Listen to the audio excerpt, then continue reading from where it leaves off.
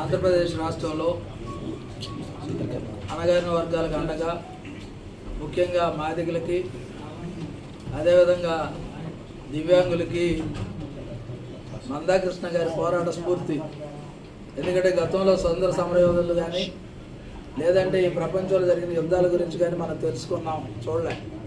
కానీ ఈరోజు అన్నగారి ప్రత్యక్ష పోరాటం ఏ విధంగా ఉంది, ఆ పోరాటాల ద్వారా ఏ విధమైనటువంటి విజయాలు ఈ రాష్ట్రంలో నమోదు కాబడ్డాయి, దాంతోపాటుగా ఏ విధంగా సంక్షేమం వచ్చింది. ఎందుకంటే మనందరం చూస్తూ ఉన్నాం, ఆరోగ్యశ్రీ కానీ దివ్యాంగుల విషయంలో కానీ ఓపెన్ హార్ట్ సర్జరీస్ కానీ అదేవిధంగా ఈరోజు వర్గీకరణ విషయంలో ప్రత్యేకంగా అన్నగారి కృషి ఏ విధంగా ఉంది. ఎందుకంటే రాజకీయాలకు అతీతంగా ఆయన ఎప్పుడు కూడా ఎంపీగానో లేకపోతే ఎమ్మెల్సీగానో లేకపోతే మంత్రిగానో ఆయన కోరుకోలేదు. ఆయన కోరుకుంది మాదిగల అభ్యున్నతి, దాంతోపాటుగా ఈ రాష్ట్రంలో ఉన్నటువంటి అణగారిన వర్గాల అభ్యున్నతి ఆయన కోరుకొని ఈరోజు విజయం సాధించారు. కేవలం అన్నగారి పద్మశ్రీ వచ్చింది, కృతజ్ఞతలు తెలియజేయడం కోసం నేను ఆహ్వానించాను. దీనిలో ఎటువంటి రాజకీయం కానీ ఇంకోటి కానీ ఏమీ లేదు. అన్నగారు పద్మశ్రీ వచ్చిన తర్వాత నా ఇంట్లో అడుగు పెట్టాలని చాలా రోజుల నుంచి అడిగాను. ఆయన ఏదైతే ప్రధాన తీసుకున్న తర్వాత బహుమతి ప్రధానం అయిన తర్వాత వస్తానని చెప్పారు. ఈరోజు వచ్చినందుకు అన్నగారి నా కుటుంబం తరపున ప్రత్యేకంగా ధన్యవాదాలు. వారి స్ఫూర్తి అనేది ఎందుకంటే నిరంతరాయంగా ఈరోజు చెప్పాలంటే జగజ్జీవన్ రావు గారు, అంబేద్కర్ గారిని ఎలా చెప్పుకుంటామో, చరిత్రలో మందాకృష్ణ మాదిగ అనే ఒక వ్యక్తి మాదిగల యొక్క ఆత్మగౌరవానికి మాదిగనే పదం పలకని రోజుల్లో కూడా పెట్టుకొని చేసినటువంటి పరిస్థితిని ఒకసారి చూస్తే వారి ప్రత్యేకంగా అభినందనలు, ధన్యవాదాలు తెలియజేస్తాం.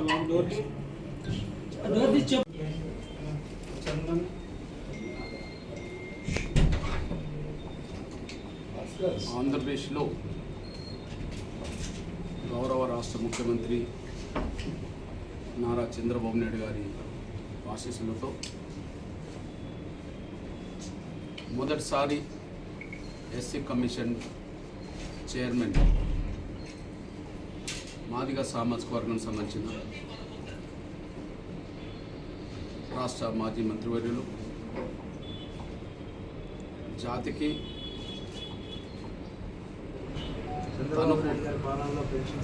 గుర్తింపు గౌరవం తీసుకొచ్చిన పార్టీకి ఎప్పటికీ కృతజ్ఞత ఉంటూ వస్తున్నారు. చంద్రబాబు నాయుడు గారి దగ్గరికి వెళ్ళి అన్ని కూడా డాక్యుమెంటేషన్ అంతా చేసి ఆయనను ఇబ్బంది పెట్టే వాళ్ళు ఉన్నా, డప్పు కళాకారులకి చెప్పులు కుట్టే వాళ్ళకి ఆయనను అవమానించే వాళ్ళు ఉన్నా మొట్టమొదటిసారి జరిగింది. పార్టీని అధినేతని నమ్ముకొని కృష్ణ గారి యొక్క ఆశీస్సులతోనే అవకాశాలు వచ్చినా రాకపోయినా చంద్రబాబు నాయుడు గారిని నమ్ముకోవడం వల్ల మొదటిసారి ఎస్సీ కమిషన్ చైర్మన్ మా మాజీ మంత్రివర్యులు మాదిగ సామాజిక వర్గం సంబంధించిన జవహర్ గారికి రావడం మాదిగ జాతి మొదటిసారి ఈ గౌరవం దక్కినట్టుగా భావించుకుంటుంది. ఇది వాస్తవం. దళితుల్లో 59 కులాలు ఉన్నప్పటికీ 2 ప్రధాన కులాల్లో ఒకరు అవకాశం పొందిన కులాలుగా, ఒకరు అవకాశం దక్కని కులాలుగా చరిత్రలో నమోదైపోయింది. ఉమ్మడి ఆంధ్రప్రదేశ్ మొదలుకొని ప్రస్తుత ఆంధ్రప్రదేశ్ వరకు ఇప్పటికీ ఎస్సీ కమిషన్ చైర్మన్గా 4 నియమించబడితే ఆ 4లో ఒక్కరు కూడా మాదిగ సామాజిక వర్గం సంబంధించిన లేరు. గతంలో జస్టిస్ పున్నయ్య మా సోదర సామాజిక వర్గం సంబంధించిన వ్యక్తి. అదే సమయంలో నాగార్జున మాల సామాజిక వర్గం సంబంధించిన వ్యక్తి. అదే సమయంలో కారం శివాజీ మాల సామాజిక వర్గం సంబంధించిన వ్యక్తి. మొన్నటికి మొన్న గవర్నమెంట్లో విక్టర్ పాల్, విక్టర్ ప్రసాద్ మాల సామాజిక వర్గం. అంటే దళితుల మీద దాడులు జరుగుతున్నాయి, ఆ దాడులు నివారించే దిశగా ఒక కమిషన్ ఉండాలని చెప్పి, ఆ కమిషన్ సూచనలను నిర్దిష్టంగా అమలు చేయాలని చెప్పి ప్రభుత్వాన్ని నియమిస్తే దళితుల్లో ఇప్పటి వరకు ఒకే సామాజిక వర్గం సంబంధించిన వాళ్ళని నియమించుకుంటూ రావడం. ఆ విషయంలో మాదిగల్లో ఆవేదన ఉండేది, ఆ విషయంలో మాదిగల ఆవేదన పలు సందర్భాల్లో ప్రభుత్వాల దృష్టికి తీసుకురావడం కూడా జరిగింది. ఎట్టకేలకు గౌరవ ఆంధ్రప్రదేశ్ ముఖ్యమంత్రి వర్యులు నారా చంద్రబాబు నాయుడు గారు ఈ విషయాన్ని గుర్తించాడు. నిజమే, ఇప్పటికీ ఎస్సీ కమిషన్ చైర్మన్ స్థాయిలో ఏ ప్రభుత్వాన్ని నియమించినప్పటికీ అక్కడ ఒకే సామాజిక వర్గం సంబంధం వ్యక్తులకే రావడం అనేది తను గుర్తించి ఈసారి అలా కాకుండా ఖచ్చితంగా మాదిగ సామాజిక వర్గానికే ఈ ఎస్సీ కమిషన్ చైర్మన్ ఇస్తామని చెప్పి గతంలో పలు సందర్భాల్లో మాతో జరిగిన చర్చల్లో నిర్దిష్టంగా చెప్పడం కూడా జరిగిన సందర్భాలు కూడా ఉన్నాయి.